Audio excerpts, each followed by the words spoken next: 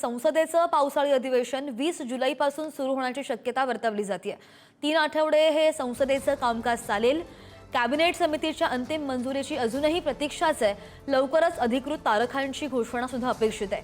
संसदेचं पावसाळी अधिवेशन 20 जुलैपासून सुरू होण्याची शक्यता असून जवळपास 3 आठवडे चालण्याची ही अधिवेशन शक्यता आहे। अधिवेशनाच्या तारखांना अद्यापही केंद्रीय मंत्रिमंडळाच्या संसदीय कामकाज समितीची अंतिम मंजुरी मिळायची आहे आणि यंदाचं अधिवेशन नेहमीच्या 4 आठवड्यांऐवजी काहीसा लहान असण्याची शक्यता सुद्धा वर्तवली जाते।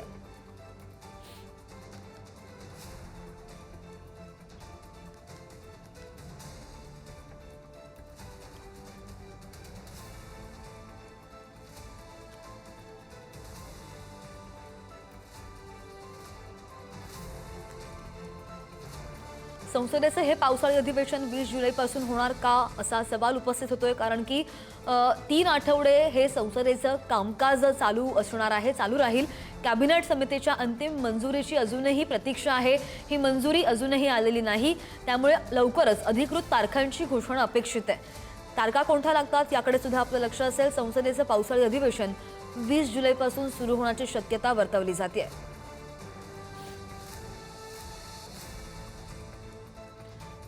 संसदेचं कामकाज या काळामध्ये 3 आठवडे चालणार आहे।